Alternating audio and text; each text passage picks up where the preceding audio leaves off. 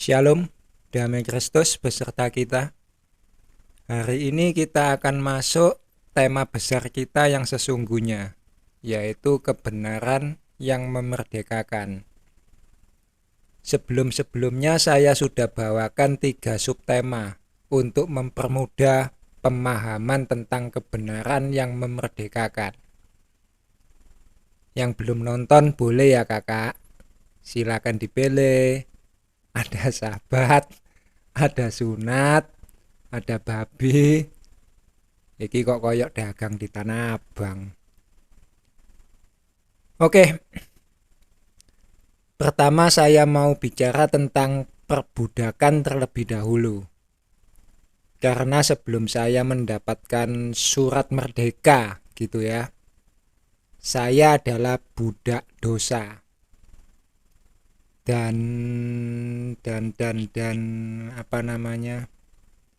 real life-nya penguasa kegelapan di dunia ini adalah Vatikan. Jadi sebelumnya saya ini adalah budaknya Vatikan, hamba dosa. Kalian umat Katolik wajib dengarkan saya baik-baik. Dan kalian yang Protestan, jangan anggap remeh Vatikan. Berhati-hatilah dengan Trinitas. Saya serius. Trinitas itu bukan sekedar doktrin. Jangan pernah anggap sepele. Barang siapa bertelinga, hendaklah ia mendengar. Nanti ada saatnya saya akan bicara tentang Vatikan dan Trinitas yang sebenarnya. Kalau Tuhan masih berkehendak dan saya masih boleh bernafas, tentu saja. Sekarang kita fokus pada kebenaran yang memerdekakan. Saya hanya mewanti-wanti saja. Baik, saudara-saudariku yang terkasih, saya akan lanjutkan. Budak dalam pengertian hamba ya, slave. Soalnya kalau di Malaysia kata budak ini berarti anak.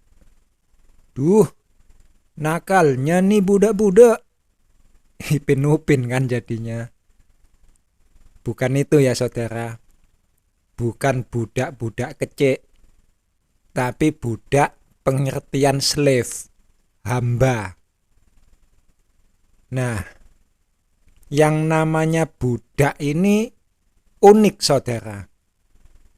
Dia itu taat sama majikannya. Benar-benar nurut sama tuannya. Entah itu taatnya karena takut, entah itu taat karena bego. Gak ngerti apa-apa. Gak tahu mau ngapain. Pokoknya taat gitu aja. Ada sebuah film saudara tentang perbudakan. Ada banyak sih. Tapi saya ambil satu contoh saja. Saudara bisa tonton film Django tahun 2012. Django Unchained. Di situ ada adegan di mana ada seorang budak wanita kulit hitam yang diperintahkan oleh majikannya untuk menjamu tamunya yang juga seorang kulit hitam. Disuruh nemani jalan-jalan, memperlihatkan rumah majikannya yang luas. Tapi budak ini bingung bagaimana harus memperlakukan seorang berkulit hitam. Yang dia tahu orang kulit hitam itu biasanya adalah seorang budak. Tapi yang ini kok berbeda. Majikannya pun sampai ikut-ikutan bingung.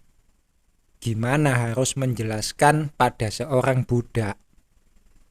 Karena pada dasarnya manusia itu kompleks. Sementara budak itu simpel.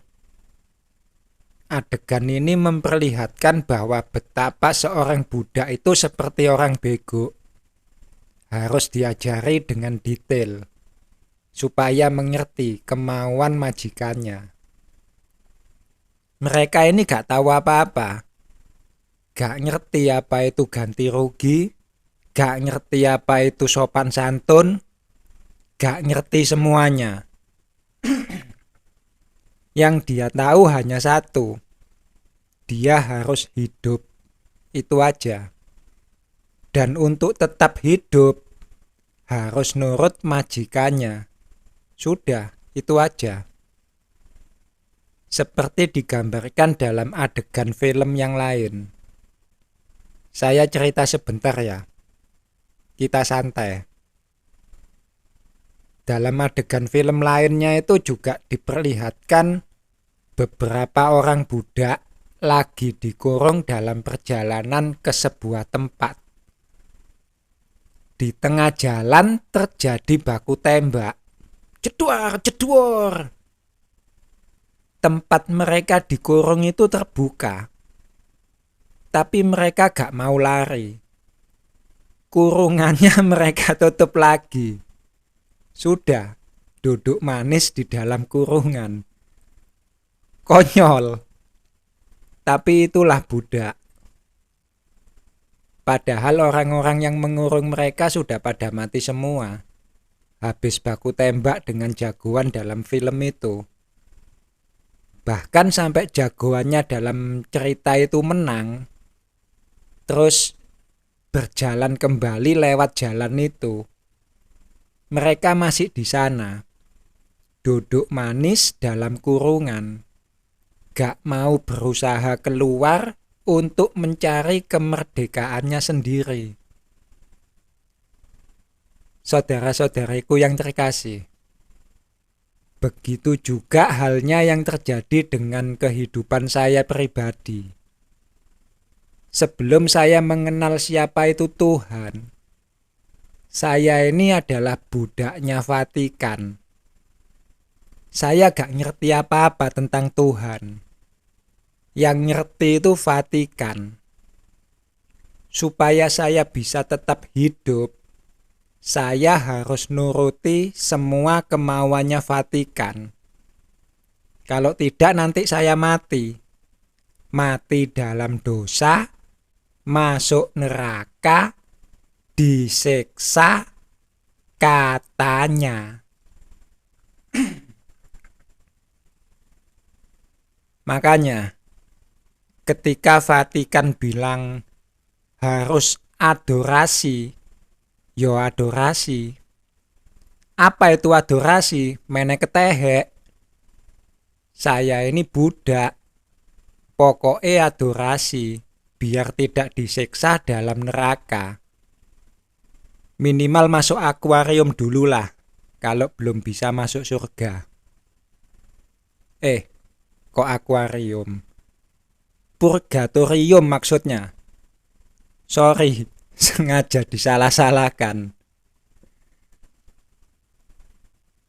Jadi kita ini harus adorasi supaya tidak diekskomunikasi sehingga terjadi inkuisisi dan mendapat indulgensi agar hidup kita konsekrasi selaras dengan inkarnasi yang mendatangkan kanonisasi lalu diimunisasi basi.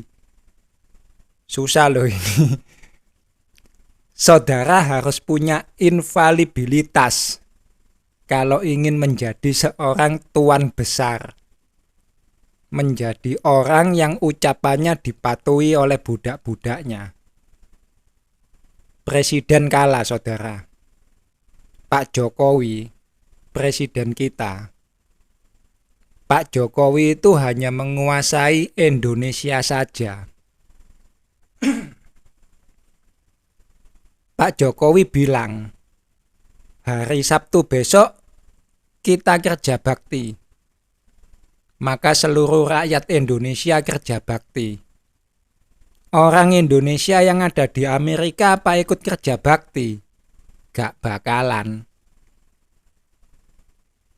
Biden Joe Biden, Presiden Amerika. Ya hanya menguasai Amerika saja. Putin hanya menguasai Rusia. Xi Jinping, Senteng.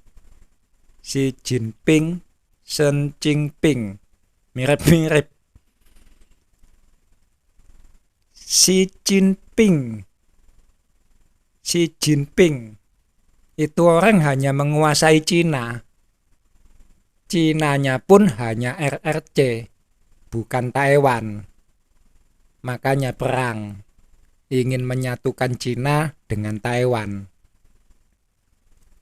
Nah, Vatikan ini menguasai umat Katolik seluruh dunia. Kalau Paus bilang, hari Selasa besok umat Katolik kerja bakti, maka seluruh umat Katolik pada hari Selasa akan kerja bakti. Gak peduli kalian ada di Cina, di India, di Australia, di Kanada, di Perancis, di Arab, atau di Indonesia, di seluruh dunia pada hari Selasa akan ada kerja bakti. Keren ya. Secara daging keren, secara rohani mengerikan. Dan saya adalah salah satu budaknya. Dulu ya saudara. Sekarang puji Tuhan, saya sudah merdeka. Saya sudah dibeli oleh Yesus dari tangan Vatikan. Makanya saya itu nafsu sekali, kebelet dengan amat sangat gitu ya.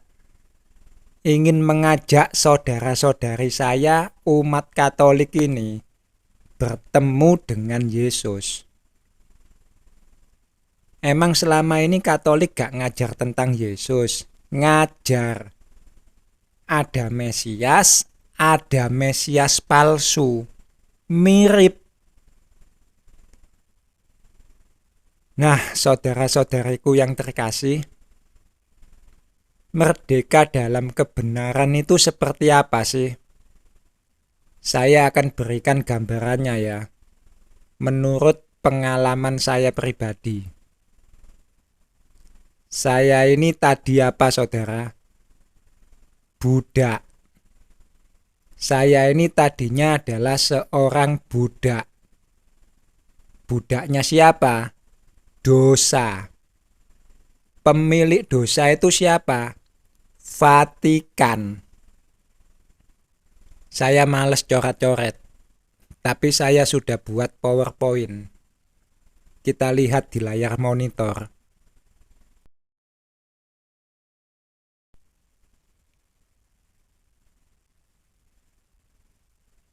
Ini saya, saudara. Dan ini Vatikan, majikan saya, pemilik dosa. Segala dosa ada di sini. Taurat, pencurian, percabulan, perzinahan, kekerasan, mabuk, judi, sebutin aja semua dosa yang kalian tahu. Vatikan punya. Kalau saya mencuri itu dosa atau tidak, saudara? Dosa ya. Ini ada di sini. Dosa itu milik siapa? Vatikan. Jadi ketika saya mencuri dan ketahuan Vatikan, saya akan dihajar habis-habisan. Dicambuk habis-habisan. Odi, kamu sudah mencuri. Kamu harus doa Salam Maria 1000 kali. Kalau tidak, kamu akan masuk neraka. Disiksa di sana. Saya takut. Saya hanyalah budak yang bodoh, yang tidak mengerti apa-apa, yang hanya ingin mempertahankan hidup, yang tidak ingin berada di neraka.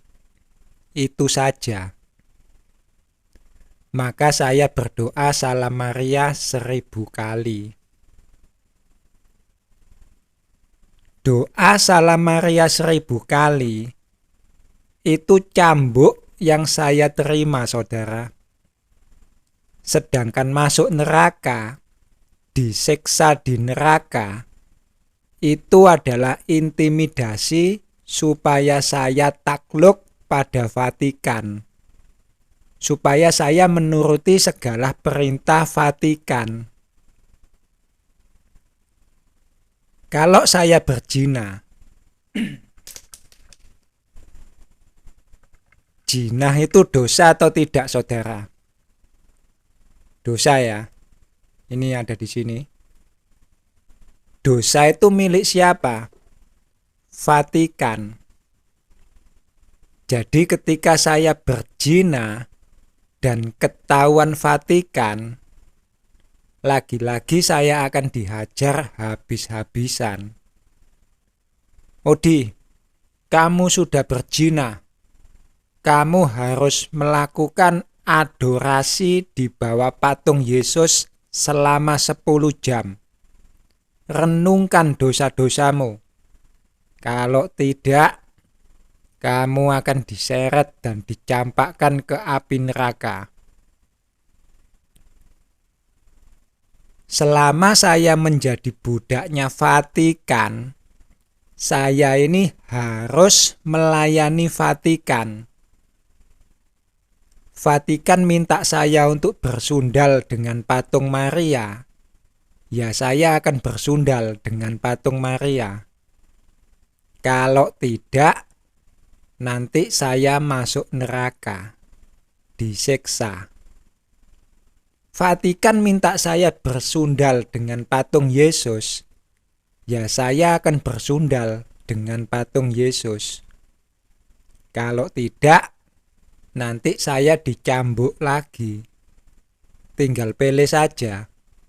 Mau rosario sebulan penuh atau indulgensi. Yesus engkau andalanku 1000 kali. Nah, kemudian Yesus datang, saudara. Ini Yesus. Yesus datang. Ujuk-ujuk nyamperin Vatikan. Berapa harga budakmu ini? Aku mau beli. Kita tahu ya, saudara. Kita dibeli dengan darah yang mahal. Bukan dengan emas perak. Bukan dengan barang fana. Kau membayar dosaku dengan darah yang mahal. Tiada noda dan celah. Gabrek Kak Bobo ya. Tapi ini hanya ilustrasi, saudara. Jadi saya pakai duit biar nangkep. Yesus datang, ujuk-ujuk. Berapa harga budak ini? 1 juta kilo emas. Oke. Vatikan itu lebih suka emas, saudara, daripada duit. Tapi kalau dikasih duit ya gak nolak. Pokoknya bisa beli barang-barang yang mahal untuk memenuhi nafsu serakanya. Buat membangun patung-patung berhalanya. Buat beli kain lenan halus, kain sutra, piala emas, tongkat emas, mahkota emas, pokoknya serba emas. Asal bukan Mas Bambang. Gitu aja ya. Oke. Yesus bayar 1 juta kilo emas. Dibayar tunai. Sah? Sah. Sopo kawin. Aduh, aduh, bercanda mulu. Karena video ini bakal panjang. Vatikan terima 1 juta kilo emas. Saya dan surat-surat sebagai budak diserahkan pada Yesus. Yang pegang surat sekarang siapa, saudara? Yesus. Vatikan pergi, Yesus juga pergi. Surat di tangan Yesus, saya harus ikut Yesus. Nah, di tempat yang sepi, Yesus kasih itu surat ke saya. Odi, ini surat kamu. Sekarang kamu sudah bebas. Kamu bukan lagi budaknya dosa. Kamu merdeka. Yesus jalan pergi, ngeluyur begitu aja. Saya melongo sambil baca surat penebusan yang sudah ada di tangan saya. Surat itu berisi semua dosa-dosa saya dan sebuah pernyataan bahwa dosa-dosa saya sudah ditebus. Sekali lagi saya katakan, surat itu berisi semua dosa-dosa saya, beserta sebuah pernyataan bahwa dosa-dosa saya sudah ditebus. Tidak ada yang tertinggal. Habis saya baca, saya tola-toleh. Saya bingung mau kemana. Merdeka, saya memang merdeka. Tapi sebagai orang yang baru saja merdeka, saya tidak tahu mau kemana dan mau ngapain. Jadi saya kejar Yesus. Saya bilang ke Yesus, Yesus, aku memang sudah merdeka. Tapi aku gak tahu mau kemana dan mau ngapain.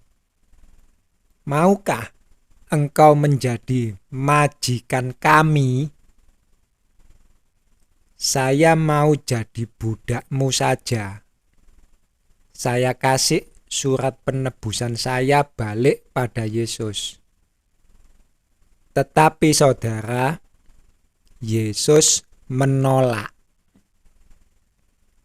Yesus berkata, tugasku hanya menebus, bukan untuk menjadi majikan kalian. Pergilah, engkau merdeka. Saya diusir, saudara.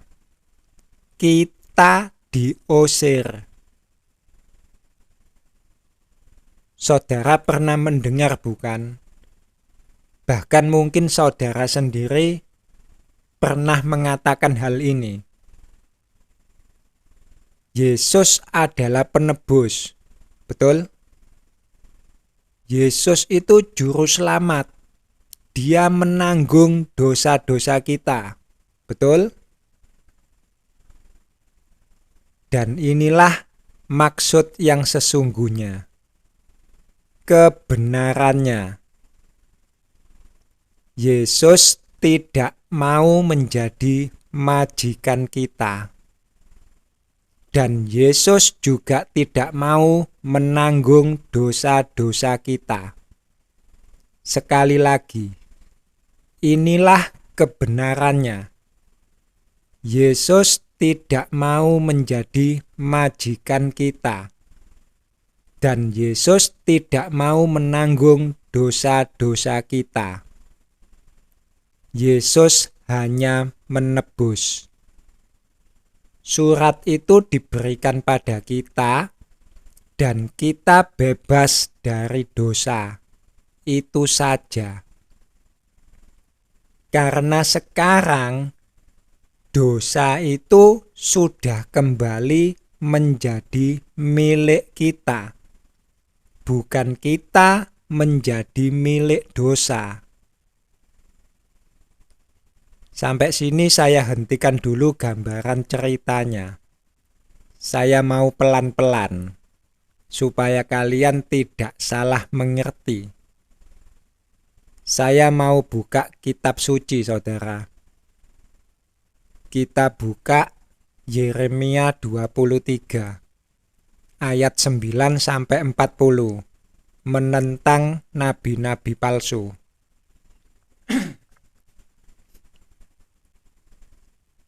Secara umum ini adalah nubuatan tentang Trinitas dan ajaran-ajarannya.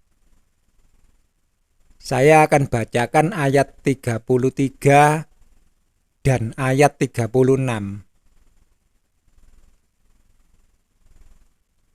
Saya bacakan. Apabila bangsa ini, baik nabi ataupun imam, bertanya kepadamu, apakah sabda yang dibebankan oleh Tuhan? Maka jawablah mereka, kamulah beban itu, sebab itu kamu akan kubuang dari hadapanku. Demikianlah firman Tuhan. Lompat ke ayat 36. Tetapi sabda yang dibebankan oleh Tuhan, janganlah kamu sebut-sebut lagi, sebab yang menjadi beban bagi setiap orang ialah perkataannya sendiri. Oleh karena kamu telah memutarbalikkan perkataan-perkataan Allah yang hidup, Tuhan semesta alam, Allah kita. Saya tidak mau menjelaskan ayat-ayat ini dengan detail. Saya hanya mau mengatakan bahwa sabda yang dibebankan oleh Tuhan adalah hal yang sama ketika kita mengatakan Yesus menanggung dosa-dosa kita. Sekali lagi, bahwa sabda yang dibebankan oleh Tuhan adalah hal yang sama ketika kita mengatakan Yesus menanggung dosa-dosa kita. Itu saja yang perlu kalian ketahui. Sekarang kita akan buka Matius 11 ayat 25-30. Ajakan juru selamat. Saya akan bacakan semuanya.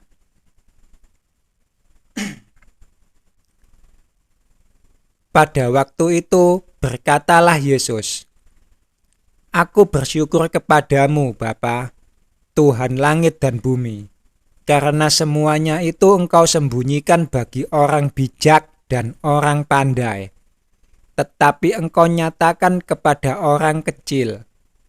Ya Bapa, itulah yang berkenan kepadamu.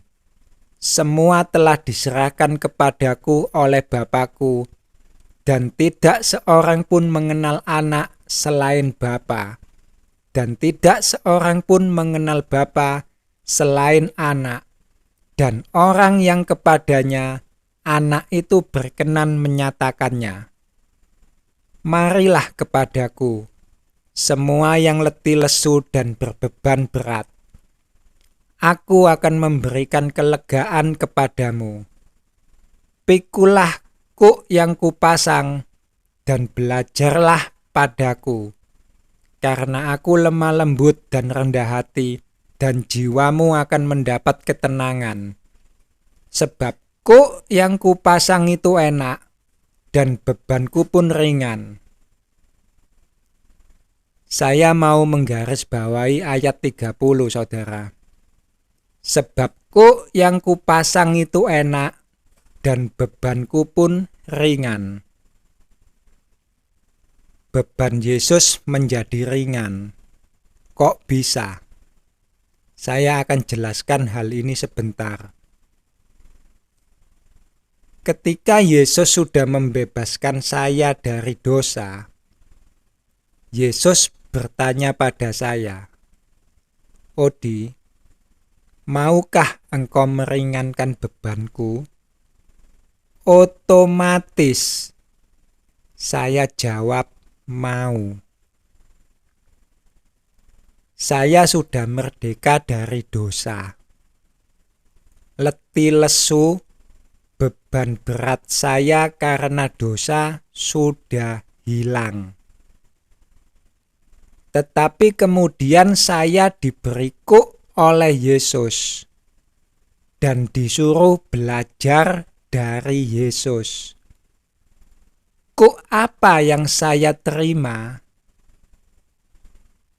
Tanggunglah umat Katolik yang ada di gereja Santo Antonius dari Padua, Pasuruan. Suruh mereka datang padaku untuk mengambil surat penebusannya sendiri-sendiri. Katakan pada mereka bahwa aku tidak menanggung dosa mereka. Aku hanya menebus. Disinilah saya belajar menjadi Yesus. Saya menanggung dosa umat Katolik yang ada di gereja Santo Antonius dari Padua, Pasuruan. Menanggung dosa dalam tanda petik. Karena yang pertama, surat-surat mereka masih di tangan Yesus, bukan di tangan saya. Dan yang kedua, karena Yesus sendiri tidak pernah menanggung dosa, melainkan menebus. Mereka harus mengambil surat tebusan mereka masing-masing di tangan Yesus. Tugas Yesus adalah mencari mereka yang hilang. Satu persatu akan dikumpulkan oleh Yesus sendiri. Dan sekarang tugas itu sebagian diberikan kepada saya. Menjadi tanggung jawab saya. Beban Yesus menjadi ringan. Yesus gak cawe-cawe lagi ngobrak-ngabrik gereja Katolik Santo Antonius dari Padua, Pasuruan, hanya untuk mencari mereka yang hilang. Tetapi tugas itu sudah diberikan pada saya. Ingat saudara, sebelum engkau selesai mengunjungi kota-kota Israel, Anak Manusia sudah datang. Tugas saya adalah mencari mereka yang hilang di gereja Katolik Santo Antonius dari Padua, Pasuruan. Dan ternyata tugas itu sangat berat bagi saya. Saya gak kuat. Setiap malam saya nangis. Sampai akhirnya saya datang kembali pada Yesus dan menyerahkan tugas itu kembali pada Yesus. Tetapi Yesus tidak mau. Saya bilang ke Yesus, Yesus, aku gak kuat. Beban ini terlalu berat bagi saya. Kuk yang kau berikan terlalu berat. Tetapi Yesus bertanya, apakah itu beban bagimu, Odi? Saya jawab, iya Yesus, ini beban bagi saya. Dulu beban saya adalah dosa saya sendiri. Tetapi engkau sudah lepaskan. Dan sekarang beban saya adalah umat ini. Berat ya Yesus. Lalu Yesus menjawab, Kalau itu adalah beban bagimu, buangen. Ringan sekali Yesus kalau ngomong, buangen.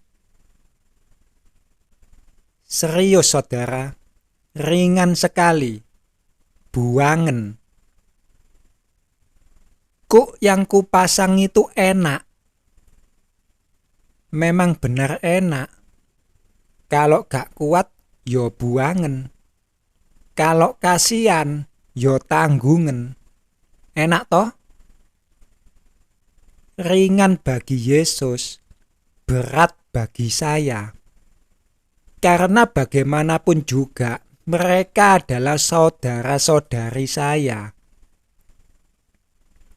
Kalau mereka saya buang, sudah pasti mereka gak akan selamat. Saya berusaha pertahankan. Kelakuan mereka membuat saya menarik nafas panjang. Tiap malam saya menangis untuk mereka. Saya terkejut waktu Yesus ngomong seperti itu. Kalau itu beban bagimu, buangen. Yesus, apakah itu berarti engkau tidak mau menanggung beban ini kah? Dan Yesus menjawab, kalau engkau sendiri tidak mau menanggung beban, kenapa aku harus mau menanggung beban? Kasihilah sesamamu manusia seperti dirimu sendiri. Engkau tidak mau menanggung beban, aku pun tidak mau menanggung beban. Saya melongo, teringat Yeremia 23 tadi. Engkaulah beban itu, dan aku akan membuangnya. Kalau kalian tidak mau menanggung beban, apa kalian pikir Yesus mau menanggung beban? Camkan dan renungkan kata-kata Yesus. Kasihilah sesamamu manusia seperti dirimu sendiri. Kalian harus berjalan sendiri, mengambil surat penebusan itu, karena Yesus tidak mau menanggung dosa. Yesus hanya menebus. Saya pribadi memang belum membuang mereka, karena saya belum bisa ikhlas. Meski Yesus juga sudah mengajari saya bagaimana cara mengikhlaskan itu. Entahlah seberapa kuat saya bisa bertahan. Kalau sampai saya mengebaskan debu, maka Yesus pun akan melewati begitu saja kota itu. Sebab ada dikatakan, barang siapa menolak engkau, ia menolak aku. Dan barang siapa membenci engkau, ingatlah bahwa mereka lebih dahulu membenci aku. Dan hal itu memang terjadi. Cukuplah bagi seorang murid jika dianggap sama seperti gurunya. Saya mengalami apa yang Yesus alami, dan saya belajar bagaimana menjadi Yesus. Baiklah saudara-saudariku yang terkasih, sorry atas curhatnya. Kita balik pada gambaran dari kebenaran yang memerdekakan.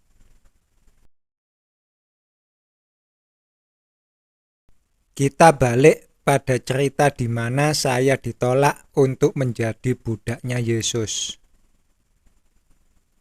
Jadi Yesus menolak saya, saudara. Surat penebusan itu saya berikan kembali pada Yesus. Dan saya mau mengabdi saja pada Yesus, menjadi hambanya Yesus. Tapi Yesus tolak. Sekali lagi, Tolong diingat, Yesus tidak mau menjadi majikan, dan Yesus juga tidak mau menanggung dosa. Yesus hanya menebus. Yesus hanya mau kita ini menjadi orang yang merdeka, tidak menjadikan kita sebagai budak, baik itu budaknya dosa maupun budaknya Yesus sendiri. Saya lanjutkan. Saya mau Yesus jadi majikan saya, tetapi Yesus gak mau jadi majikan saya. Saya ngotot untuk menjadikan Yesus sebagai majikan saya, tetapi Yesus juga ngotot gak mau jadi majikan saya. Saya eker-ekeran sama Yesus. Karena Yesus tidak mau menjadi majikan saya, sementara saya sebagai orang merdeka bingung mau kemana. Eker-ekeran juga gak menang. Akhirnya saya membuat suatu keputusan. Sebuah keputusan yang sangat membahayakan bagi hidup saya sendiri. Keputusan apa yang saya buat? Saya sobek-sobek kertas penebusan saya. Saya berkata pada Yesus, Yesus, karena Engkau tidak mau menjadi majikan saya, Engkau menolak saya menjadi hamba-Mu. Sementara saya sebagai orang merdeka, saya tidak tahu mau berjalan ke arah mana. Maka saya memutuskan, sebagai orang merdeka ya Yesus, saya membuat keputusan sebagai orang yang merdeka. Sebagai orang merdeka, dengan ini saya memutuskan untuk menjadi hamba-Mu. Lalu saya sobek-sobek surat penebusan saya di hadapan Yesus. Saudara-saudariku yang terkasih, merobek-robek surat penebusan itu adalah suatu perbuatan yang sangat membahayakan bagi diri saya. Karena seorang budak tanpa surat penebusan, dia bisa ditangkap lagi dan kembali dijadikan budak. Oleh sebab itu, kemanapun Yesus pergi, saya harus ikut di belakangnya. Saya tidak boleh jauh-jauh dari Yesus. Sebab kalau Yesus berjalan ke kanan dan saya jalan ke kiri, lalu di jalan saya bertemu dengan dosa. Lalu dosa itu berkata, "Hei, engkau budakku yang kabur." Lalu saya berkata, "Tidak, aku sudah merdeka." Lalu dosa berkata, "Mana surat penebusanmu?" Sudah saya sobek-sobek, tapi aku memang sudah ditebus. Siapa yang menebus? Yesus. Mana Yesus? Lalu saya tola-tole, dan Yesus tidak ada di situ. Mampuslah saya.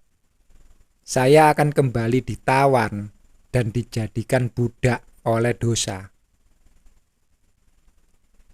Tetapi jika Yesus berjalan ke kanan dan saya ikut di belakangnya, lalu kita bertemu dengan dosa, dan dosa berkata kepada saya, "Hei, engkau budakku yang kabur." Lalu saya berkata, "Tidak, aku sudah merdeka." Lalu dosa berkata, "Mana surat penebusanmu?" Sudah saya sobek-sobek, tapi aku memang sudah ditebus. Siapa yang nebus? Yesus. Mana Yesus? Itu yang berjalan di depan saya. Saya tinggal teriak memanggil Yesus. Yesus, tolong aku. Lepaskan aku dari tuduhan dosa. Dosa ini mendakwa saya bahwa saya ini seorang budak, bukan orang merdeka. Dan saya percaya Yesus akan bersaksi untuk saya. Dia yang pernah menebus saya tidak akan menyia-nyiakan orang yang sudah ditebusnya. Yesus akan berkata, dia benar, suratnya sudah disobek, dan dia benar, aku sudah menebusnya. Pergilah, dia bukan milikmu, dia milikku. Karena Yesus berkuasa atas dosa, maka dosa nurut sama Yesus. Dan dosa itu pergi. Saya selamat.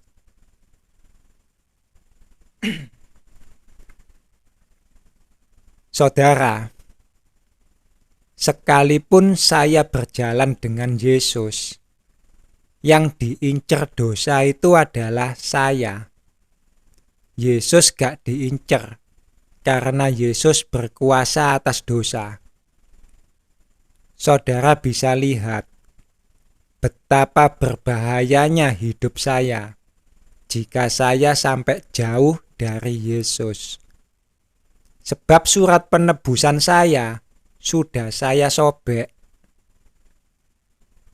Tetapi saudara juga harus tahu, menyobek-nyobek surat penebusan dan mengabdikan diri sebagai hambanya Yesus adalah keputusan untuk pertama kalinya, sekaligus menjadi yang terakhir kalinya, yang pernah saya buat dengan penuh kesadaran sebagai orang merdeka.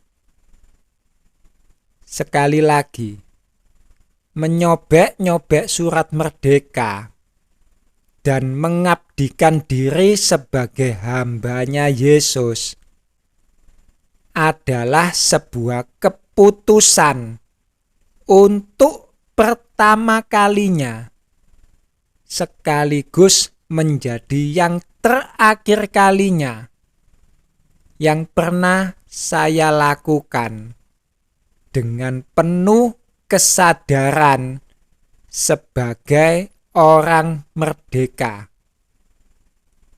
Mengerti maksud saya, saudara? Saya ini orang merdeka, tetapi dengan penuh kesadaran diri, saya memperhambakan diri saya yang sudah merdeka ini kepada Yesus. Tidak ada paksaan sama sekali. Yesus gak pernah memaksa saya untuk menjadi hambanya. Karena Yesus memang tidak pernah mau menjadi majikan saya. Yesus itu penebus. Saya sendirilah yang memutuskan. Sebagai orang merdeka, saya memutuskan untuk menjadi hambanya Yesus. Sebelum-sebelumnya semua keputusan yang saya buat adalah keputusan berdasarkan perintah majikan saya. Saya ini adalah budak, gak punya hak membuat keputusan. Semua keputusan yang saya lakukan adalah keputusan sebagai seorang budak, bukan orang merdeka. Inilah kebenaran yang memerdekakan. Yesus tidak pernah mau menjadi majikan. Itulah kebenarannya. Yesus tidak pernah menanggung dosa. Itulah kebenarannya. Yesus hanya menebus. Itulah kebenarannya. Selama surat-surat itu masih di tangan Yesus, Yesus memang menanggung dosa kalian dalam tanda petik. Atau katakanlah ditanggung sementara. Dosa itu dosanya kalian, bukan dosanya Yesus. Yesus menebus, suratnya ada di Yesus. Dosa kalian ada di tangan Yesus. Yesus menanggung dosa. Sekali lagi, dalam tanda petik. Sampai kapan? Sampai kalian mengambil surat-surat itu, dan dosa itu kembali menjadi milik kalian. Kalau begitu lebih baik gak usah diambil. Membawa surat dosa itu beban. Yesus tidak mau punya beban. Kalau kalian tidak mau ambil, Yesus yang akan menyobek-nyobek surat itu. Dibuang. Engkaulah beban itu. Aku akan buang. Dan kalau surat itu disobek Yesus, maka kalian tidak ditebus. Kalian tetap menjadi milik dosa. Tetapi kalau kalian ambil surat itu, percayalah, kalian akan melakukan hal yang sama seperti yang saya lakukan. Kalian akan sobek-sobek surat itu. Dan dosa itu menjadi milik kalian lagi. Tetapi percayalah juga bahwa Yesus akan bersaksi untuk kalian bahwa kalian sudah ambil surat itu dan kalian memang sudah merobek-robek surat itu di depan Yesus. Kenapa sih surat yang begitu penting ini disobek-sobek? Kalau kalian sudah bertemu Yesus dan menerima surat itu, kalian akan mengerti dengan sendirinya. Hal ini hanya salah satu kebijaksanaan Tuhan yang Tuhan tunjukkan pada saya. Bahwa yang kalian butuhkan itu bukan surat penebusan. Kalian gak butuh merdeka. Kalian gak butuh gereja. Kalian gak butuh pendeta-pendeta terkenal. Kalian gak butuh pastor-pastor yang tidak terkenal. Kalian gak butuh Romo Widodo. Kalian gak butuh paus. Kalian gak butuh uskup. Kalian gak butuh adorasi-adorasi. Kalian gak butuh indulgensi-indulgensi. Semuanya hanya omong kosong. Dongeng-dongeng nenek sihir. Lepaskan semuanya. Yang kalian butuhkan hanyalah Yesus. Besar kecil, tua muda, dewasa anak-anak, semuanya akan diajar oleh Tuhan sendiri. Lalu siapa yang butuh Romo Widodo?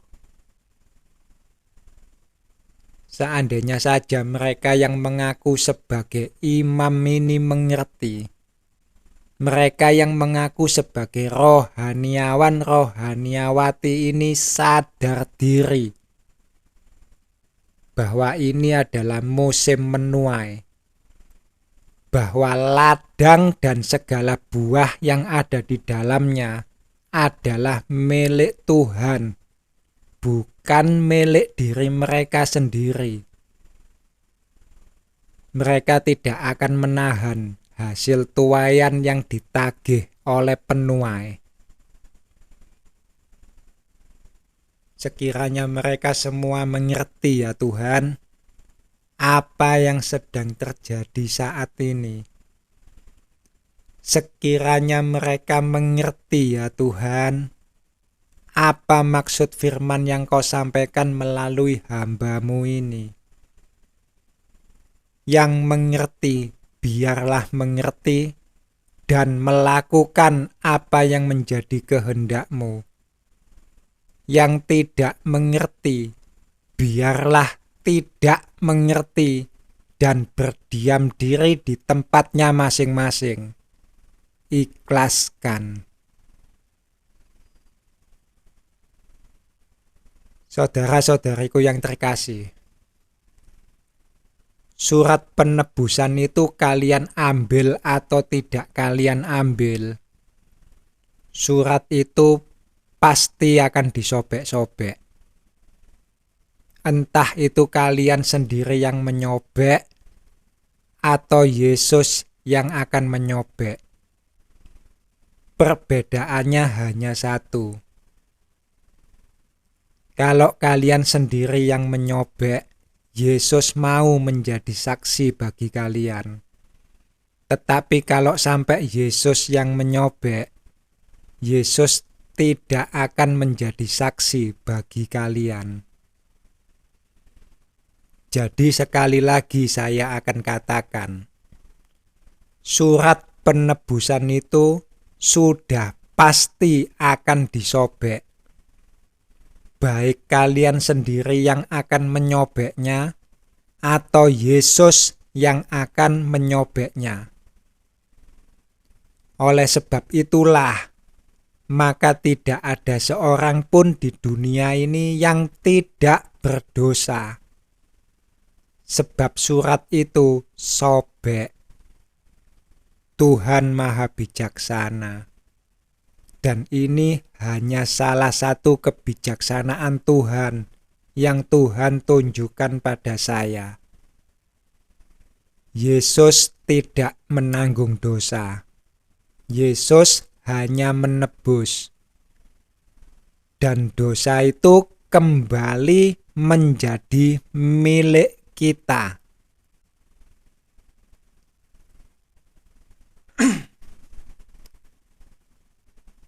Sekarang saya akan memperjelas hubungan dosa dengan kebenaran yang memerdekakan.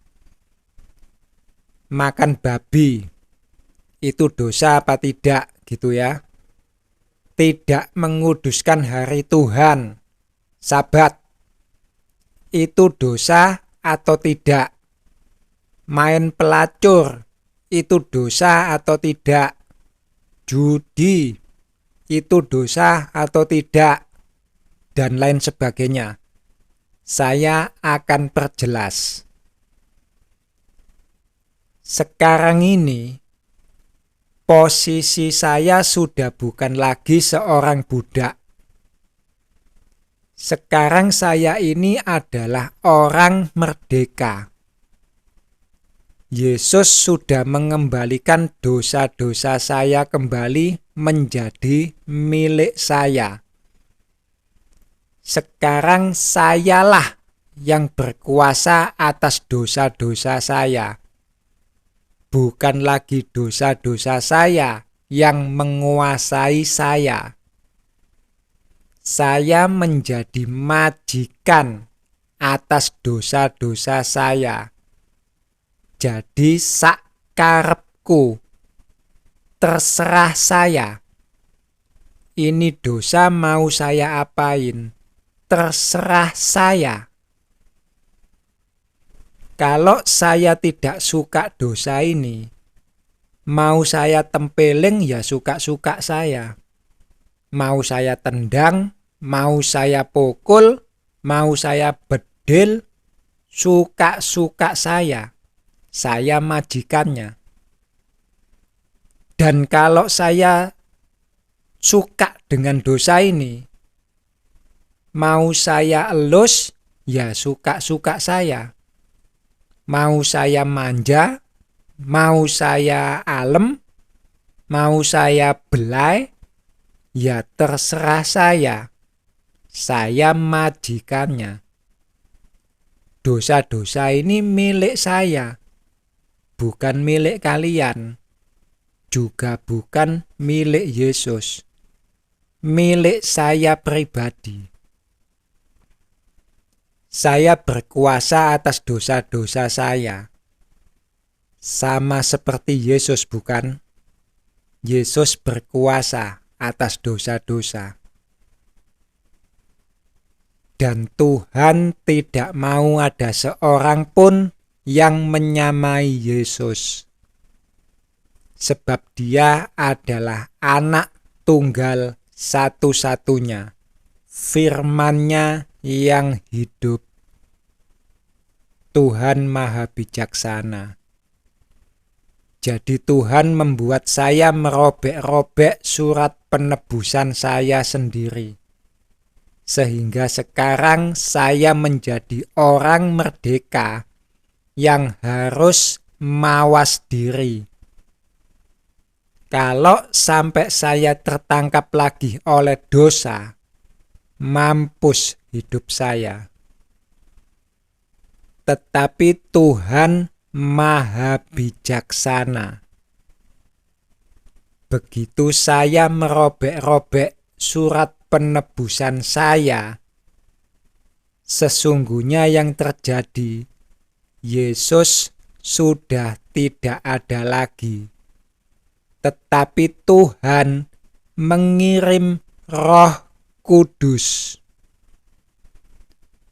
Roh Kudus inilah yang menuntun saya untuk mengetahui apa yang benar dan apa yang tidak benar. Yesusnya sendiri sudah tidak ada. Apapun yang saya tanyakan pada Yesus, Yesus akan selalu jawab, silahkan. Engkau sudah merdeka. Karena tugas Yesus untuk diri saya sudah selesai. Tugas itu sekarang diambil alih oleh Roh Kudus. Roh yang sama yang pernah menuntun saya hingga berjumpa dengan Yesus. Bukan Romo Widodo yang nuntun. Itu orang buta nuntun orang buta namanya. Mengerti, saudara? Sekarang saya akan berikan gambaran secara keseluruhannya. Apa yang pernah saya alami. Saya ini sudah merdeka, saudara. Orang merdeka. Di mata Yesus, saya ini bukan seorang budak. Dan Yesus memang memperlakukan saya sebagai orang merdeka. Tetapi setelah saya merobek-robek surat penebusan saya kan telah memutuskan untuk menjadi hambanya Yesus. Jadi di mata saya ini adalah budaknya Yesus. Dan saya memperlakukan diri saya sendiri sebagai hambanya Yesus. Saya bertanya, Yesus, babi itu boleh dimakan atau tidak? Yesus tidak menjawab. Dia hanya berjalan. Saya ikut jalan di belakang Yesus. Selama perjalanan kita diem-dieman.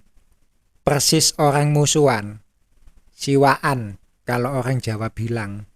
Gak wawo. Nah, di tengah jalan, tiba-tiba ada seekor babi hutan. Babi liar, saudara. Bukan babi ternak. Saya ini kan orang merdeka yang memperlakukan diri sebagai budak. Jadi sebagai budak, kalau mau melakukan apa saja harus izin majikannya. Saya tanya ke Yesus, Yesus, ada babi. Bolehkah aku makan? Yesus jawab, silahkan. Karena Yesus memperlakukan saya sebagai orang merdeka. Yesus gak mau jadi majikan. Lalu saya kejar itu babi. Tapi saya lupa. Saya gak bawa senjata. Itu babi hutan. Waktu saya kejar, itu babi nyerang balik. Bukan saya ngejar babi, saya dikejar babi. Saya lari balik ke Yesus. Yesus bertanya, sudah kenyang? Saya jawab, belum makan. Babinya nyerang saya gak punya senjata. Oh alah, masih mau makan itu babi? Saya jawab, mau. Lalu saya dikasih senjata. Bukan senjata zaman dulu, saudara. Tombak, ketapel, panteng. Kita hidup di zaman modern. Jadi Yesus juga kasih saya senjata modern. Pistol gitu ya. Senapan mesin, M16, granat, basoka, komplit dah. Persis Rambo. Hanya untuk membunuh babi hutan. Sudah tuh. Saya punya senjata lengkap. Saya balik kejar itu babi. Saya granat itu babi. Ceduar. Mati. Saya kuliti, saya bersihin, siap dibakar. Selesai dibakar, sudah mateng, saya mau makan. Tiba-tiba itu babi belatungan semua. Saya ngeri, jijik, gak jadi makan. Saya lari balik ke Yesus. Yesus bertanya, enak babinya? Saya jawab, belum makan. Kenapa lagi kok gak dimakan? Saya jawab, belatungan. Yesus hanya senyum-senyum. Lalu jalan kembali. Saya ikut di belakangnya. Gak lama, ada babi lagi. Kali ini babi ternak. Lagi-lagi saya bertanya ke Yesus. Karena saya memperlakukan diri sebagai budak. Yesus, itu ada babi ternak. Boleh aku makan? Yesus jawab, silahkan. Karena Yesus memperlakukan saya sebagai orang merdeka. Saya mau pergi. Yesus bilang, sudah bawa pisau gak? Ntar lari-lari lagi. Oh iya, lupa. Lalu Yesus kasih saya pisau untuk nyembelih itu babi. Saya tangkep itu babi, saya sembelih, saya bakar, mateng, siap dimakan. Waktu mau dimakan, tiba-tiba itu babi belatungan lagi. Saya jijik, gak jadi makan. Saya lari balik ke Yesus. Yesus bertanya, sudah kenyang? Saya jawab, belum makan. Kenapa? Belatungan. Yesus hanya senyum-senyum. Lalu jalan kembali. Saya ikut di belakangnya. Gak lama setelah itu, muncul wanita cantik, seksi, pahanya mulus sengaja dipamerin. Buah dadanya ditonjol-tonjolin sedikit. Saya terangsang.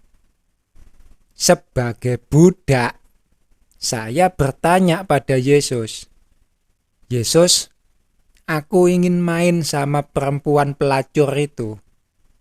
Boleh apa tidak?" Yesus menjawab saya sebagai orang merdeka, "Silahkan."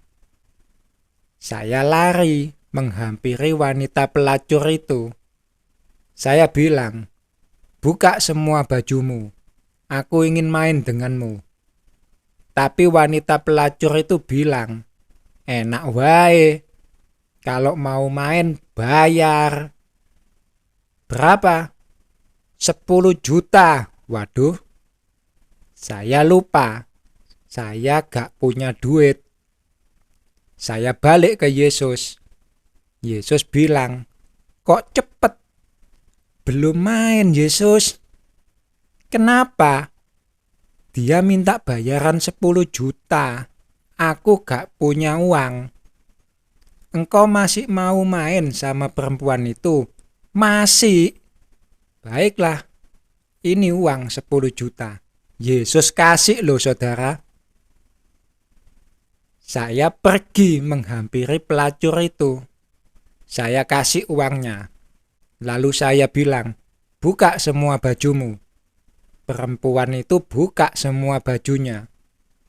Bukannya terangsang, tiba-tiba saya merasa jijik. Saya jijik tanpa sebab. Gak ada pemandangan aneh-aneh. Misalnya wajah perempuan itu berubah jadi nenek-nenek. Kagak ada. Atau payudaranya tiba-tiba jadi keriput. Juga kagak ada. Semuanya normal-normal saja. Cantik, seksi, mulus, montok. Hanya entah kenapa, tiba-tiba saya merasa jijik. Itu saja. Dan saya lari balik ke Yesus. Yesus bertanya, "Sudah puas?" Saya jawab, "Belum main." "Loh, kenapa?" "Saya jijik." Yesus hanya senyum-senyum. Lalu kita jalan kembali. Yesus di depan, saya ikut di belakang sebagai hamba. Lalu di jalan, saya bertemu dengan musuh saya, orang yang paling saya benci. Saya bertanya pada Yesus sebagai hamba, "Yesus, bolehkah aku memukul itu orang? Aku benci sekali sama itu orang." Dan Yesus menjawab saya sebagai orang merdeka, "Silahkan." Lalu saya berlari menghampiri musuh saya. Ketika mau saya pukul, musuh saya sujud di kaki saya sambil nangis-nangis minta ampun. Dan saya ini orangnya kebetulan memang gak tegaan. Kalau ada orang nangis depan saya juga bisa ikutan nangis. Akhirnya saya ikutan sujud dan nangis bareng. Lalu saya jalan balik ke Yesus. Yesus bertanya, "Sudah bonyok?" Saya geleng-geleng kepala. "Mati-mati?" Saya geleng-geleng kepala. "Lah terus?" "Saya ampuni dia, Yesus. Saya gak tega." Yesus hanya senyum-senyum. Saudara-saudariku yang terkasih, seperti itulah kira-kira bagaimana ketika Yesus mengajar saya tentang semua kebenaran yang memerdekakan. Yesus membiarkan saya melakukan semua apa yang saya mau, entah itu perbuatan baik maupun perbuatan jahat, karena Yesus sudah tahu sebelumnya ada pengertian dari Roh Kudus dalam hati saya yang akan membimbing saya. Apa yang akan saya lakukan ini benar atau salah? Saudara-saudaraku yang terkasih, sesungguhnya ketika seseorang sudah menerima surat penebusan itu, dosa sudah tidak ada lagi. Dia melebur hilang bersama Yesus. Yang tertinggal hanyalah pengertian roh. Dosa hanya terjadi di luar terang. Di dalam terang, dosa tidak punya kuasa lagi. Jadi jika ada seseorang yang sudah menerima Yesus, tetapi masih saja berkata, ini dosa, itu dosa, orang itu sesungguhnya belum mengenal Yesus. Dia belum mendapatkan surat penebusannya. Sebab di dalam terang sudah tidak ada lagi yang namanya dosa. Yang ada hanyalah kebenaran. Dan kebenaran itu harus disampaikan. Saya akan pertajam tentang hal ini.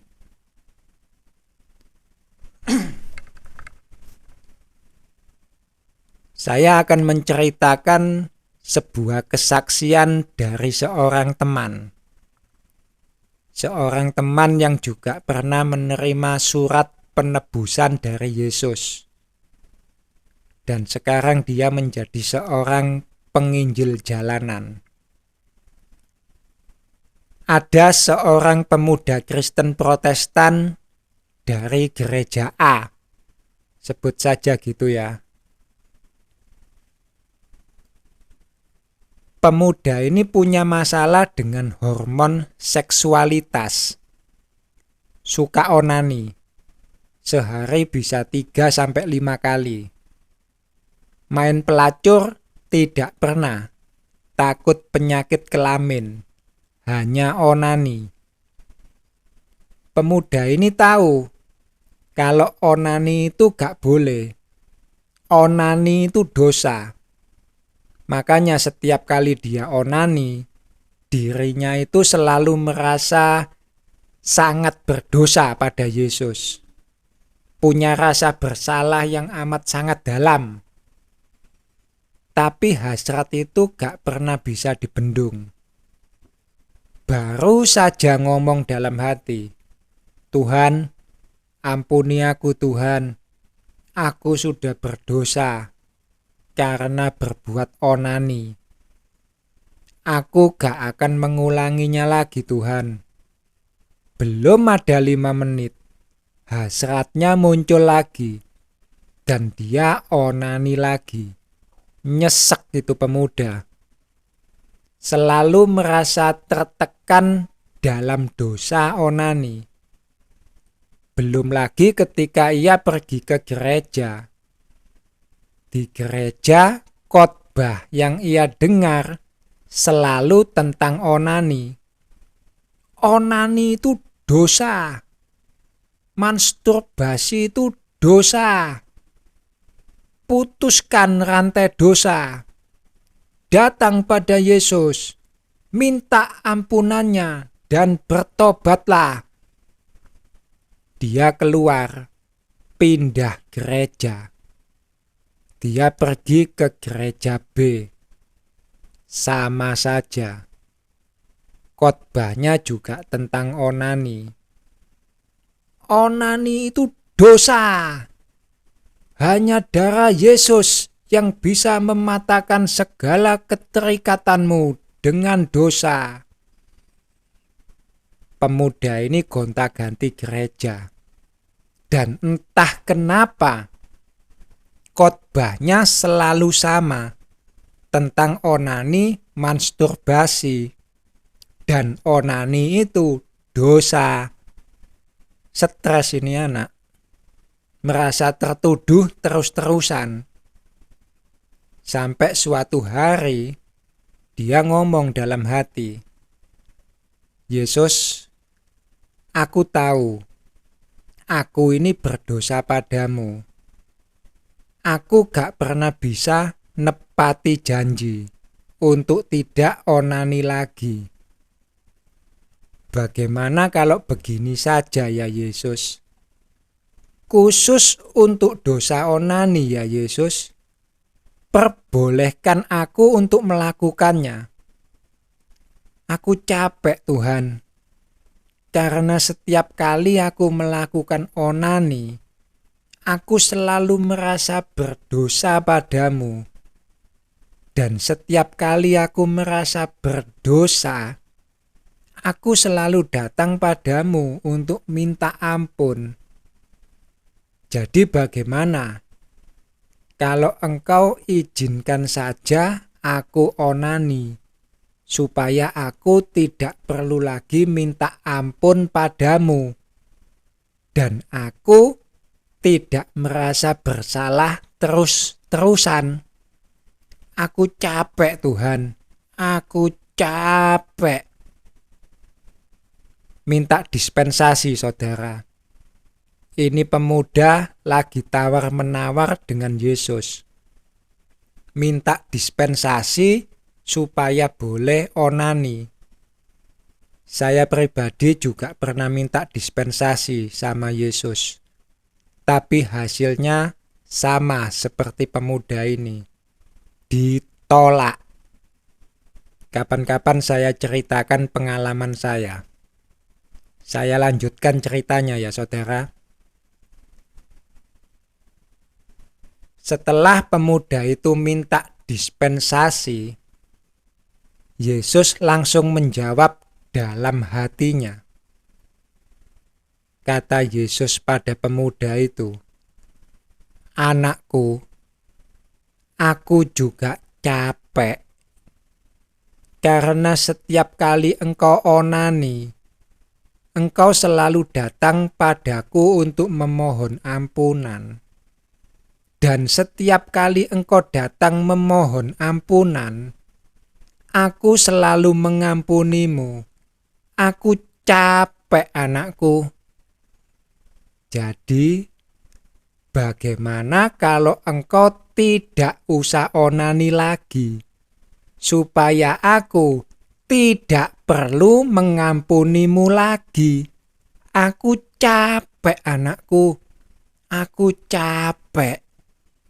Harus mengampunimu terus-menerus. Dan dosamu onani lagi. Gak ada dosa lain apa ya? Nangkep saudara? Nah, sampai suatu saat, Yesus benar-benar datang menemui pemuda ini.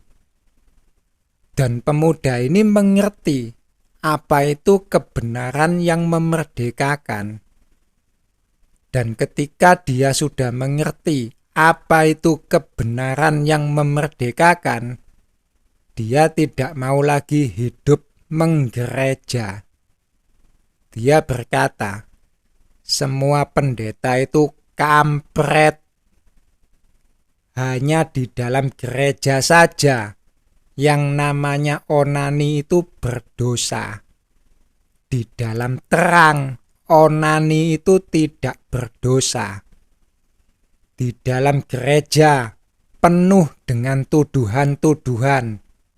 Sedang Yesus sendiri tidak pernah menuduh. Itulah sebabnya kemudian pemuda ini memberitakan terang di luar gereja. Underground saudara, anti mainstream. Mantan anak pang kelihatannya. Sorry brotherku yang di sana, just kidding. Dan saya mengerti benar apa yang dimaksud dengan pemuda ini. Kita buka Alkitabnya saudara. Kita baca Roma 2 ayat 1-16. Hukuman Allah atas semua orang. Seperti biasa, kalian baca versi lengkapnya. Saya akan baca cuplikannya saja, yaitu ayat pertama. Karena itu, hai anak manusia, siapapun juga engkau yang menghakimi orang lain, engkau sendiri tidak bebas dari salah. Sebab dalam menghakimi orang lain, engkau menghakimi dirimu sendiri. Karena engkau yang menghakimi orang lain melakukan hal-hal yang sama. Saudara-saudariku yang terkasih, izinkan saya bertanya, apakah onani itu dosa? Apakah onani itu dosa? Onani itu dosa, saudara-saudariku. Apakah main pelacur itu dosa? Apakah main pelacur itu dosa?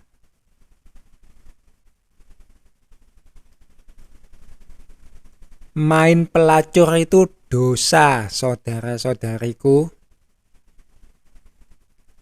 Apakah bersetubuh dengan suami istri yang sah itu dosa?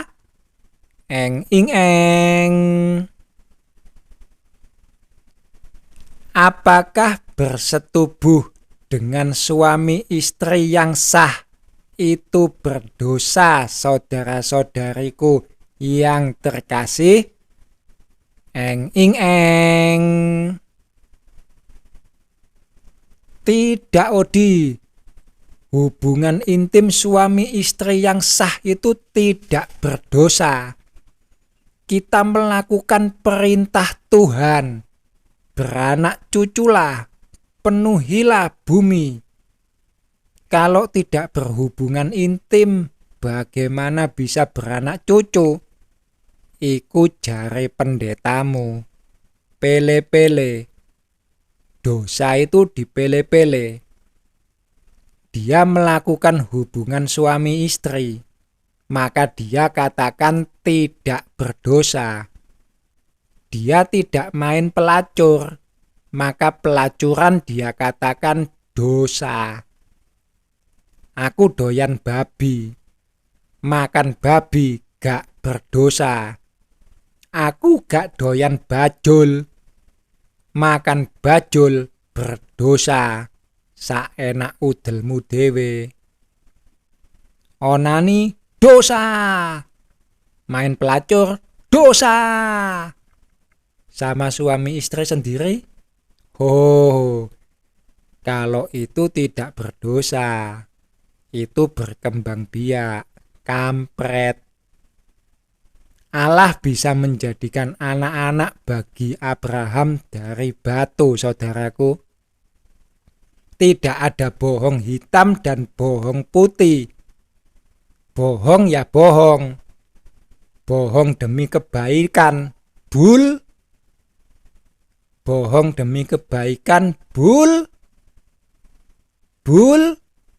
Buldog, omong kosong, cuma menggonggong. Sekali lagi, bohong ya bohong. Begitu juga dengan seks. Dosa lelehan.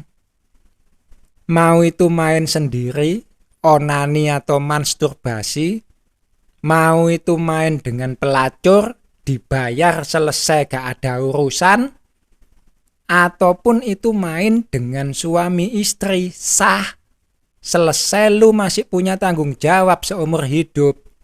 Dosanya sama, lelehan. Janganlah menghakimi menurut apa yang nampak, tetapi hakimilah dengan adil.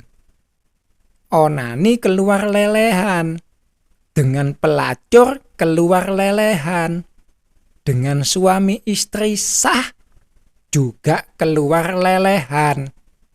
Understand, brother? Stand. Jangan bikin saya tepuk jidat lah, saudara.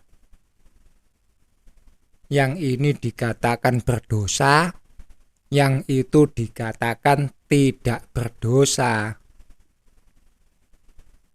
Saya lanjutkan ya. Panjang ini. Kemarin kita sudah bicara tentang sabat, sunat, dan babi untuk masuk dalam kebenaran yang memerdekakan. Dan kebenaran yang memerdekakan ini sendiri, saudara, itu ibaratnya seperti seorang anak kecil yang sudah tumbuh menjadi dewasa. Kalau masih anak-anak kan perlu dibimbing. Kalau mereka berantem, kita yang lerai. Kita kasih bimbingan. Gak boleh begitu ya nak. Temannya gak boleh dipukul. Tuh lihat, nangis. Kasian kan? Ayo minta maaf. Kalau mereka mengambil permen di toko, terus langsung dimakan, kita ajari. Gak boleh begitu ya nak. Ini harus dibawa ke sana dulu.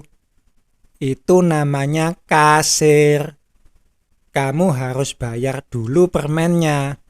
Baru permen ini menjadi milik kamu.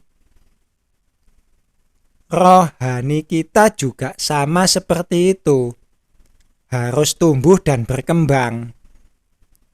Dan untuk bisa tumbuh, kita perlu yang namanya sunat. Kita sudah bahas ini dalam video sunat. Dengan sunat, daging kita mati dan roh kita akan hidup. Semakin banyak keinginan-keinginan daging kita yang disunat, maka semakin besar roh kita, dan roh kita menjadi dewasa. Salah satu contoh dari sunat adalah tidak makan babi.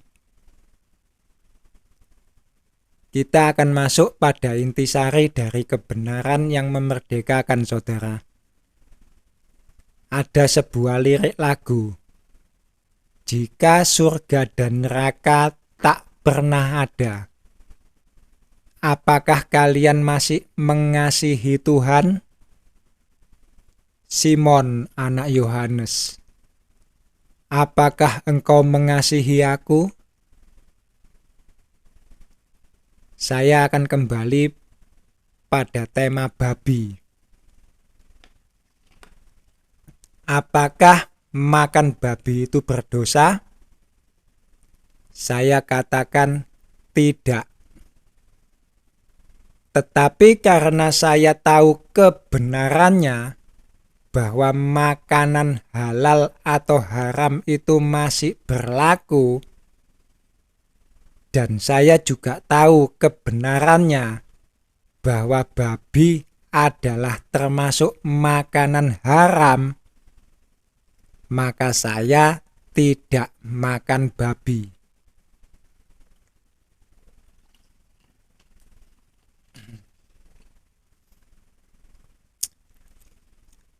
Saya memutuskan untuk tidak makan babi bukan karena saya takut dosa, karena sudah saya katakan tadi, makan babi itu tidak berdosa. Tetapi saya tidak makan babi oleh karena saya mengasihi Tuhan. Tuhan itu roh.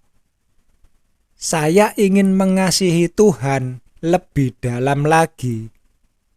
Maka saya terlebih dahulu harus membesarkan roh saya. Salah satunya dengan menuruti hukum-hukum Tuhan. Tidak makan makanan yang haram.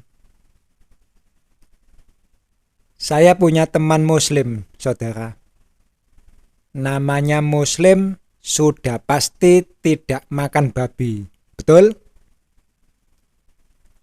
Babi itu haram. Tapi dia tidak tahu apa-apa tentang makan makanan haram.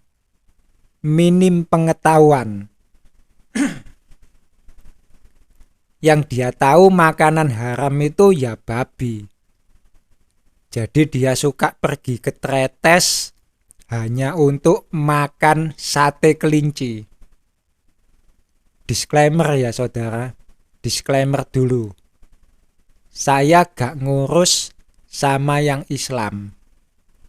Islam sendiri kebingungan dengan yang namanya makan makanan halal atau haram.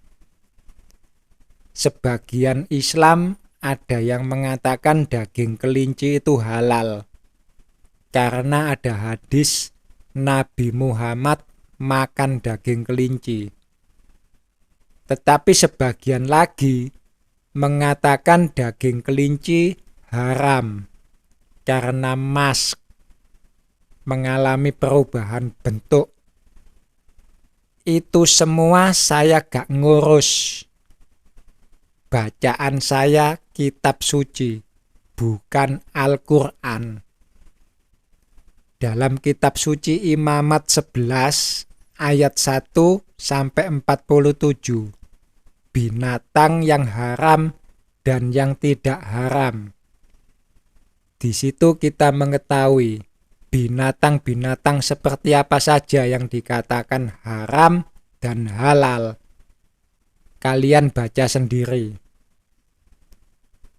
Tuhan mengklasifikasikan hewan-hewan dengan memamah biak, berkuku belah, bersisik, bersirip, dan lain sebagainya.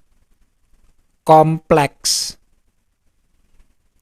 Dan sama seperti Tuhan, manusia juga kompleks.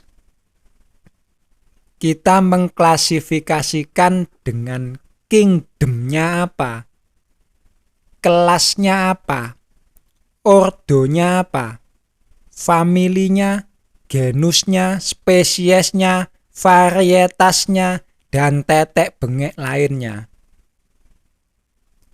Di sini saya mengajak saudara untuk mengenal Tuhan.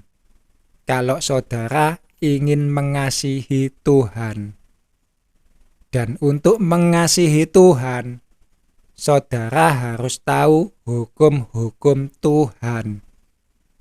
Kalau hukum-hukum Tuhan saja saudara tidak tahu, bagaimana saudara bisa mengenal Tuhan?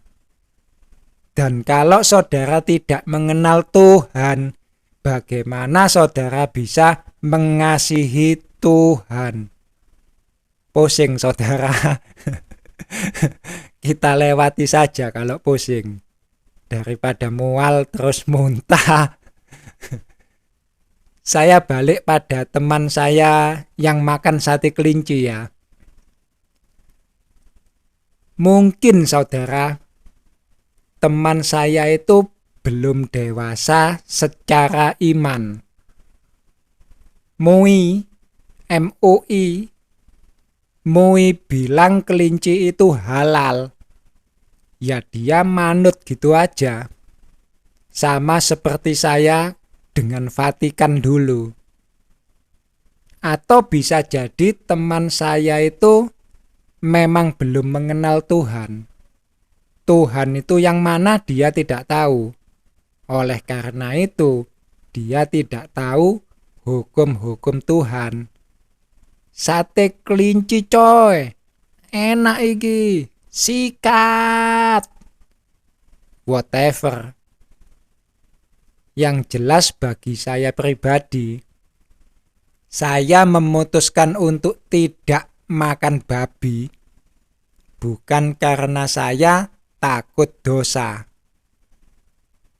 Seperti yang sudah saya katakan, babi itu tidak berdosa.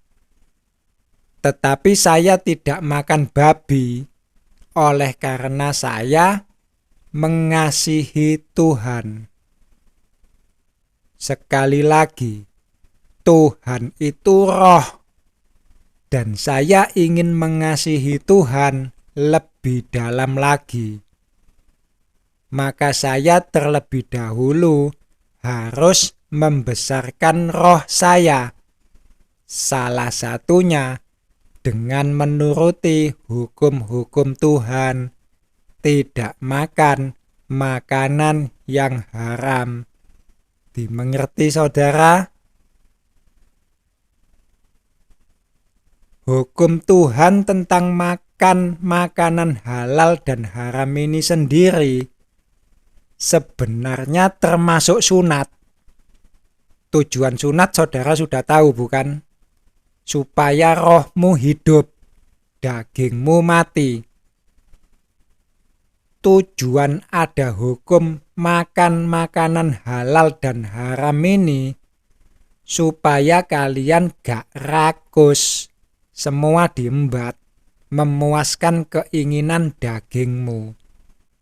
Kan ada itu pendeta yang bilang, semua makanan halal, yang penting disyukuri, kecuali makan darah.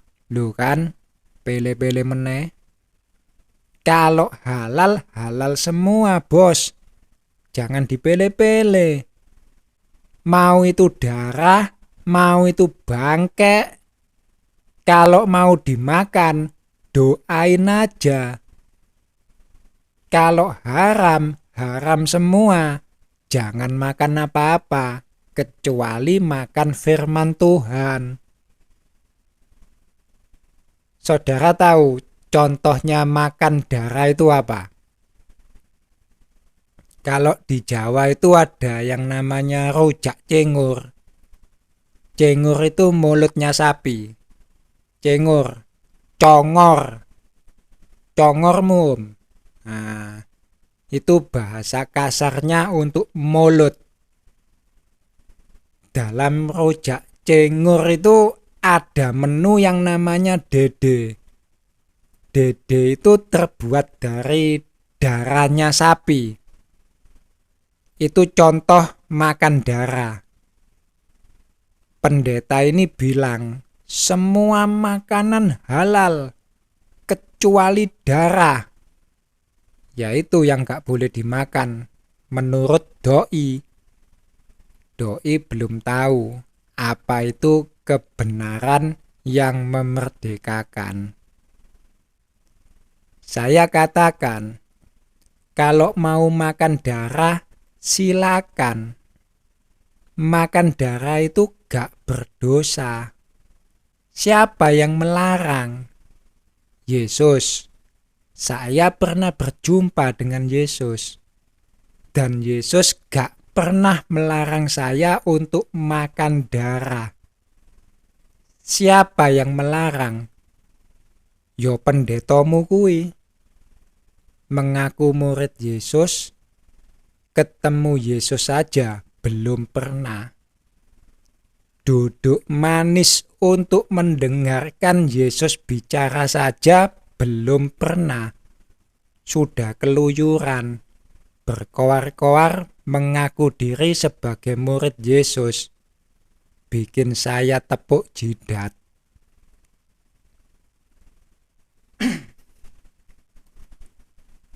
Sekarang saya mau sandingkan perkara babi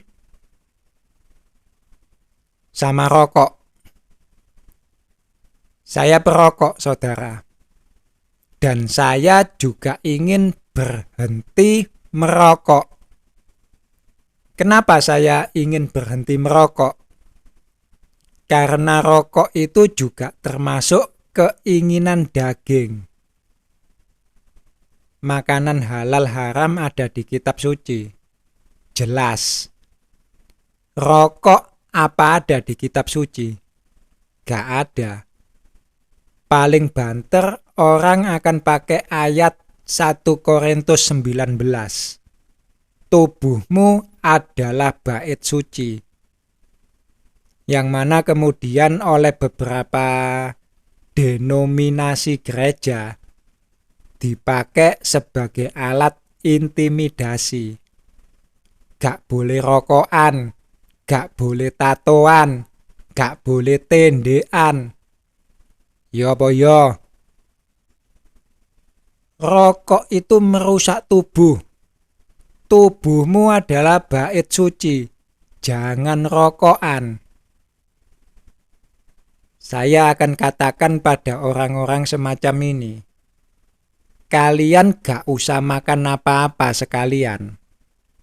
Sebab semua yang diperuntukkan bagi daging itu gak ada yang baik, merusak tubuh. Kambing itu bukan makanan haram. Makan kambing kolesterol, merusak tubuh. Jangan makan kambing. Nasi itu karbohidrat. Karbohidrat dipecah menjadi glukosa.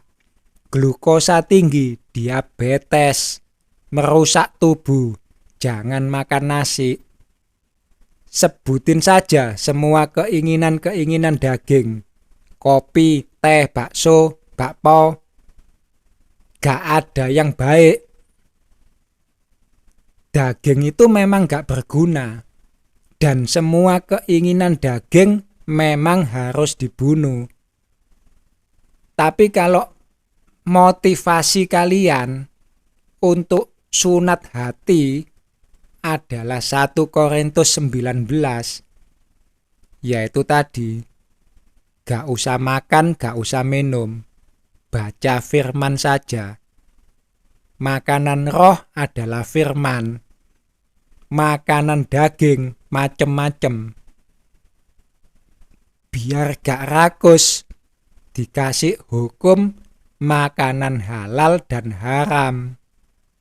Ngerti om, tante? Saya berusaha berhenti merokok bukan karena 1 Korintus 19. Saya gak ngurus 1 Korintus 19. Saya hidup dalam roh. Apa gunanya tubuh? Saya niat berhenti merokok karena saya berusaha mengasihi Tuhan saya lebih dalam lagi.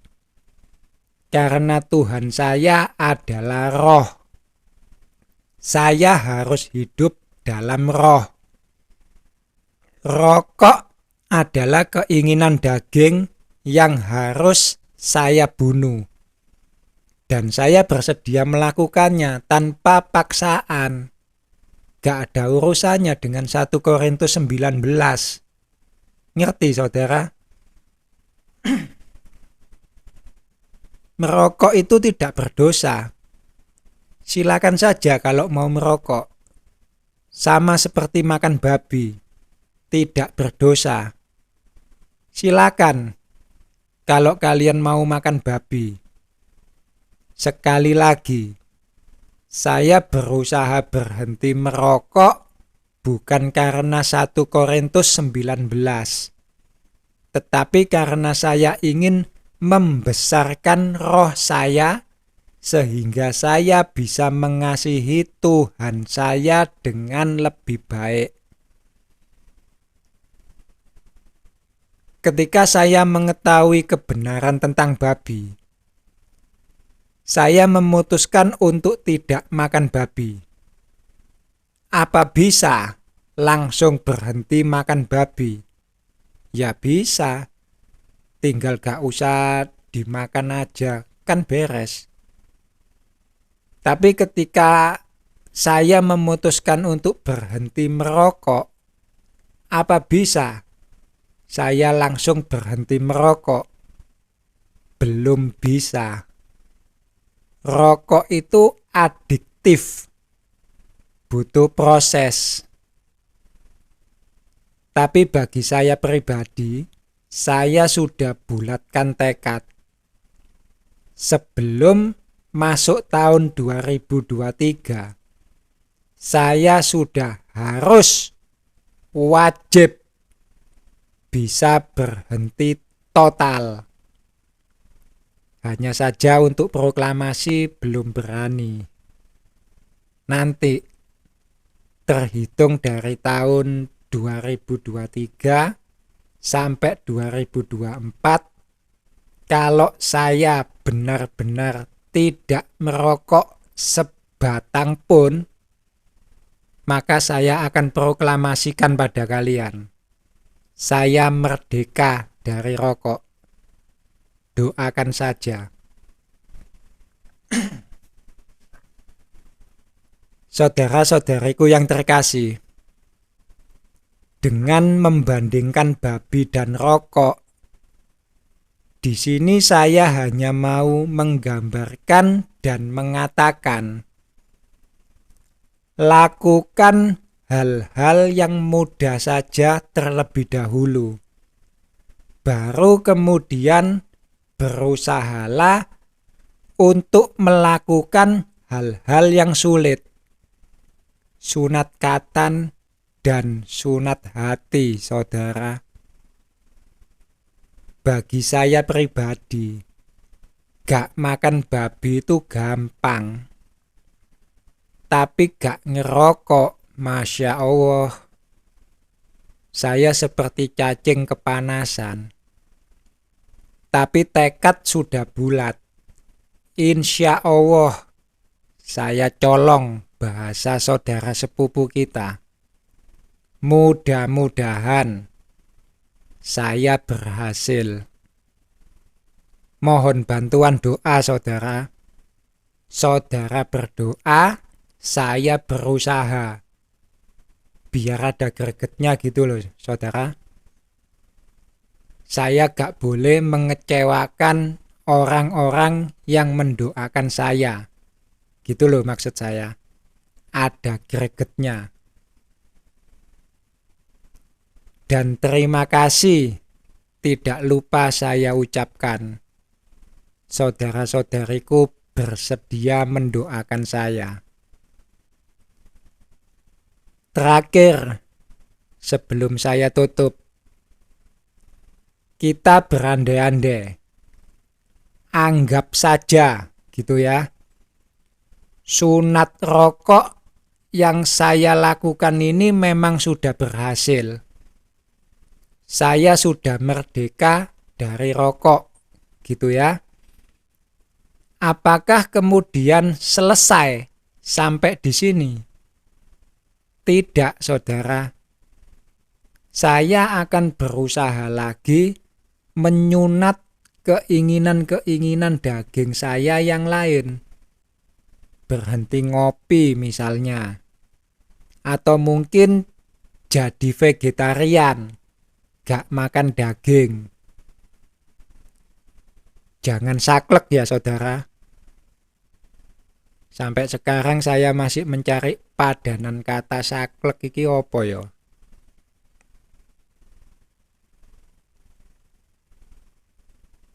Jangan kaku. Yang penting di sini adalah tidak ada unsur paksaan untuk melakukannya. Semakin kecil daging, semakin besar roh tumbuh.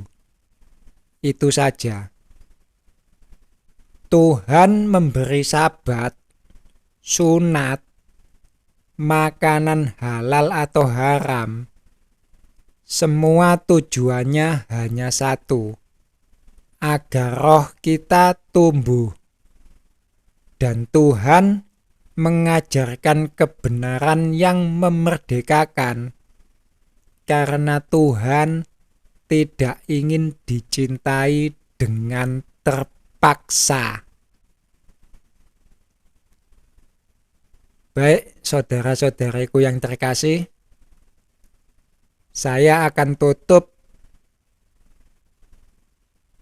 Jadi intisari dari kebenaran yang memerdekakan adalah kasihilah Tuhan Allahmu dengan segenap hatimu, dengan segenap akal budimu, dengan segenap pikiranmu, dengan segenap daya usahamu, dengan segenap kekuatanmu, dengan segenap jiwa ragamu, tanpa ada paksaan.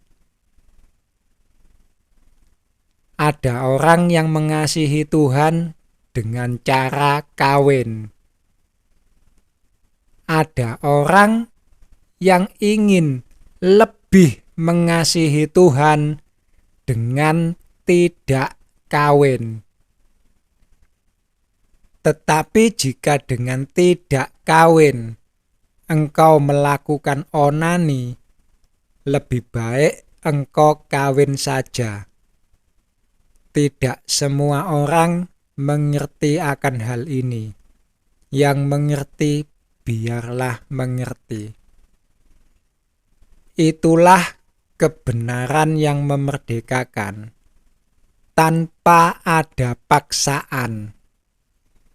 Kalau engkau belum bisa melakukannya untuk Tuhan, Tuhan gak marah. Tuhan ngerti siapa kita. Hanya saja berusahalah terus, dan Tuhan yang akan menyempurnakan. Kau berikan keinginan untuk mencoba lagi, sampai ku jadi sempurna sepertimu. Gereja itu ladang, hanya tempat untuk menanam. Semua benih ditanam di sana. Tetapi kalau sudah ada yang matang, ya disabit. Ikhlaskan hatimu. Kalau engkau diajar oleh Tuhanmu kelak. Shalom.